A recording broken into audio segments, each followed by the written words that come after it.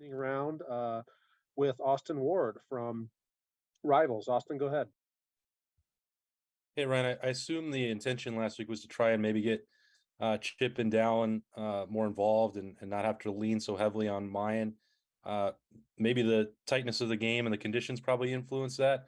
What do you need to see from those two to maybe give them an opportunity to spell either Mayan or Travion? Yeah, I think you're exactly right. I think you hit it right on the head. It was a combination of all those things. I thought they had decent weeks of practice. So, we're going to try to play some depth this week at running back. All righty. Next up, we'll go to Bill Landis from Rivals. Bill. Hey, Ryan, a receiver's ability to be involved in the run game the way you have Emeka doing things right now, is that an ability that you try to evaluate in recruiting and that you look for? And if so, I guess, how did you evaluate that with Emeka when you guys were recruiting him? No, I think it's a great question. When you look at wide receivers, you try to identify what style of receiver they are. And you kind of have the shorter, built low to the ground, Tyreek Hill types. Then you have the kind of the leaner, probably like a Chris Olave type. Then you kind of have one in between like Garrett. Then you have kind of the bigger, stronger, thicker ones like Emeka is and Julian. And then you kind of have the taller guy, more maybe like Marvin. So there's a lot of different styles, and each of them carry a different skill set to the table.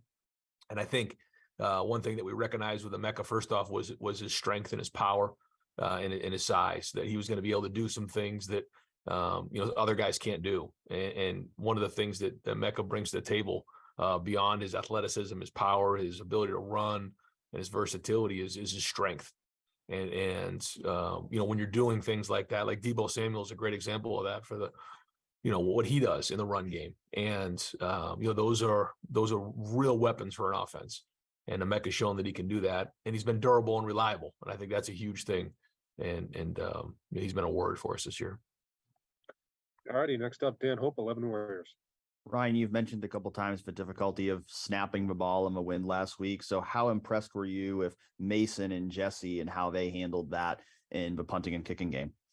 We knew it was going to be a challenge. I didn't know it would be that much of a challenge, but they handled it well. They did a good job.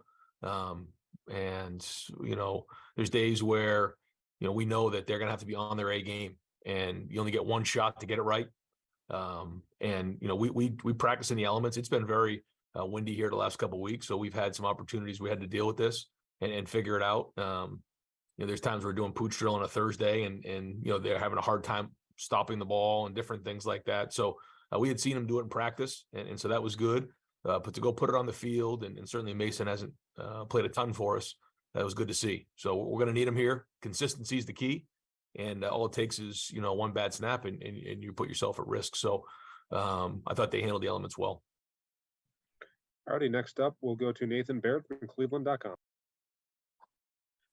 Hey, Ryan, I know we always try to parse every little detail that we see on those Wednesday night practices. It seemed like the offensive line was one of your last groups off of the practice field. Just curious what you saw from them this week in terms of that sort of self-accountability or which guys were stepping up and trying to, I guess, just find some solutions to the things you were talking about on Tuesday that you want to see improvement in. Yeah, a very prideful group. Really a bunch of guys that want to be right, want to do well.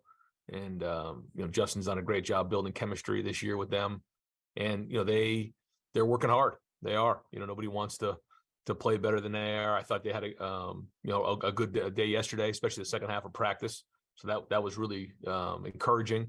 But they got to go put it on the field, and that's everybody. It's not just them. And I think everybody wants to be playing their best football right now. So, I'm not sure, what you're talking about after practice, what was going on, if Justin had them working on a couple extra things, but I know they're doing everything they can to be playing their best football here in the next couple of weeks. And, we want to play well on Saturday. Alrighty, next up, Jared Smalley, WCMH. Ryan, two things for you. We talked to Marvin last night. First of all, have you or your staff ever had to go in to the Woody Hayes Center and kick him out and get him to just go home at some point?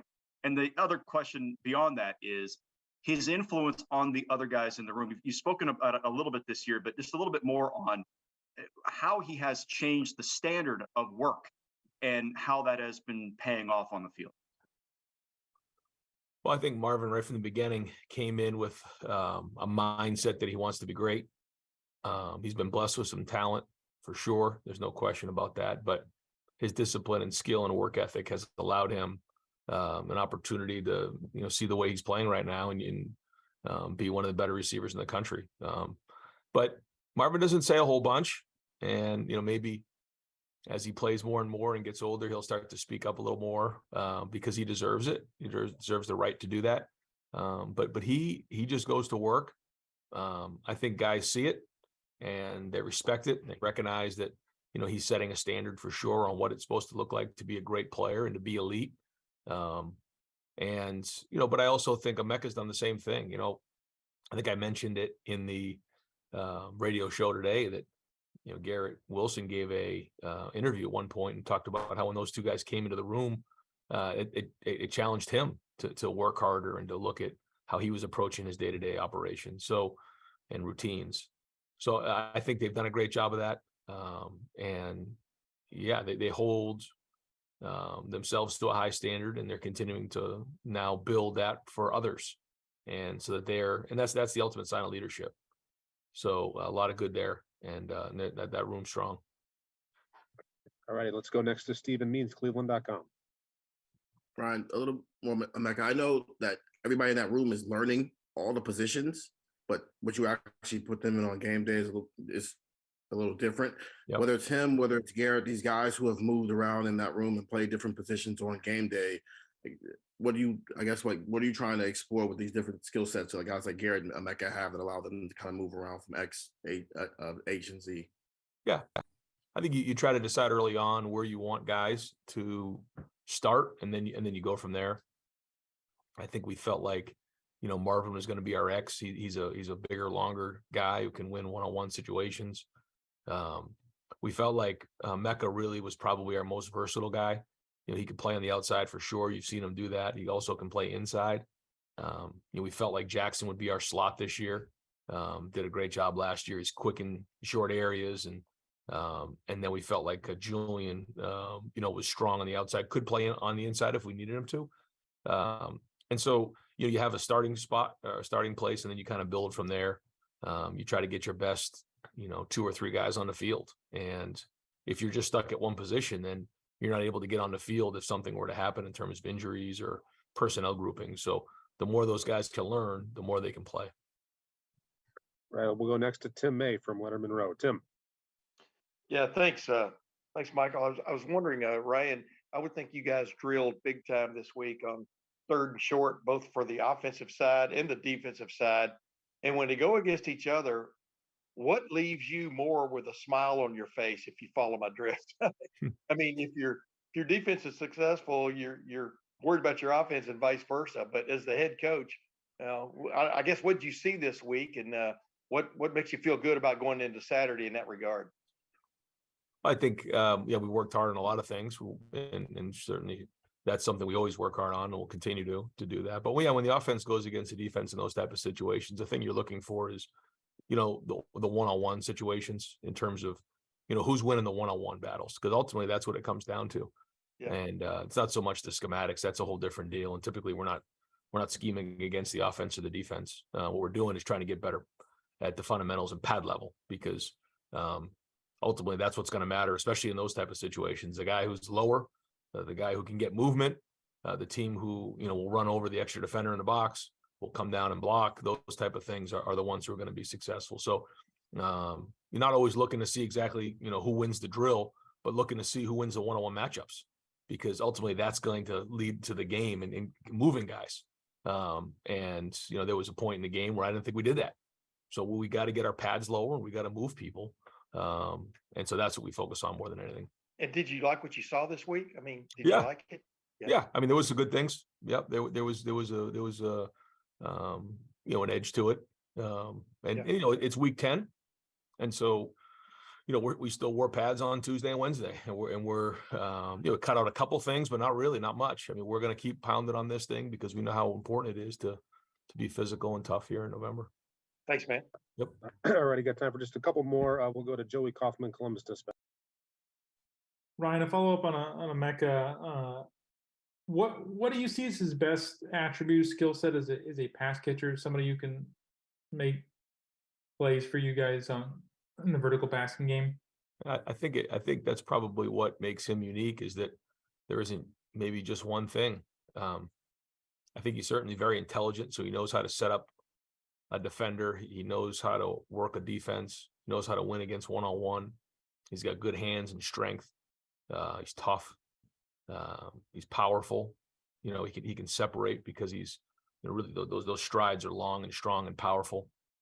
He does have good quickness, so good spatial awareness. I mean, he's kind of got a lot of those traits, and so I don't know if there's one thing in particular. Certainly has speed and everything you look for, and good hands. So I think that's probably what makes him the most unique, is that he has a lot of those skills. Alrighty, next up, Tony Girdman, Buckeye Huddle. Ryan, I guess maybe going along with some of those one-on-ones, talking with Luke about some of the plays that fell short, he said, you know, so usually just it's one thing. And so the good news is it's only one thing, but the bad news is it's consistently one thing. How does a coach view that? How do you view that when it's one thing, only one thing, but it's always one thing? Yeah, that means it's not working. You know, that's not football. Football is all 11 guys operating as one, and everyone has to do their job. It's like being on an assembly line. One guy doesn't do their job. It doesn't work that way. So, you know, that's the ultimate recognition of not doing our job as a group. So everybody has to be accountable. Everybody has to do their job. And when that's happening, then we're succeeding. So everybody has to take ownership of that and make sure that they're doing their part. Thanks. Already two more. First one to Spencer Holbrook. Spencer? Ryan, Jim talked a lot this offseason and in camp about you know, being ahead of schedule on the defense. Is there a metric that you can point to say that you guys are actually on schedule now as a defense 9 weeks into the season? And how do you evaluate now looking back on everything, whether you guys are on schedule where you wanted to be? You know, I don't think it really matters right now, like what on schedule, on not on schedule. What matters is, do we reach our goals? So, you know, there's no use in looking back right now or looking anywhere other than at Indiana and where we need to be, and trying to identify the issues that we're going to need to go reach our goals. That's where we're at. You know, there's things that have happened. I think that we've grown. We've learned the defense. We've built confidence in the defense. I think our coaches have a better feel for our personnel and what they can and can't do. And so just trying to project out what that's going to look like here over the next few games. And that's where it's at, because, you know, we know that we're graded and ultimately evaluated based on what happens here in November. All righty. And last question, Bill Rabinowitz, Columbus Dispatch. All right, you haven't needed to use Jesse Merkel a lot, which is always good for a team, but he's been quite effective. What stands out to him, or stands out about his performance this year? He's only had 5 touchbacks, only 5 kicks returned at all. How important has he been? Jesse, you're talking about? Jesse Merkel, yeah. Yeah. Well, in the tighter games, he becomes more and more of a weapon for us. Like you said, you know, a great day for Jesse is when he goes out there once or twice and you know, we win big. But when it's a close game, it's a matchup game, it becomes a field position game.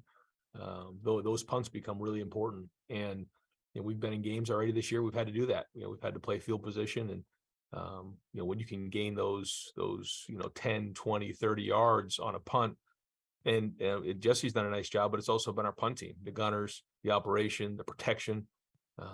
And when you can do that, then, you know, you send out our defense, you know, you get a stop, maybe a 3 and out, and then you get the ball back. Now you've gained a bunch of field position, puts the offense, you know, closer towards midfield. And then the statistics and numbers show that you got a better chance of scoring a touchdown. So, you know, you've been around a long time to know that that's the vital field position in close games. And so in those close games, that's where he's had to step up. And so far he's done that, but we're going to need him here again over the next month. Thanks for pointing out that I've been there a long time. All right, Coach. Thank you. We'll talk to you Saturday.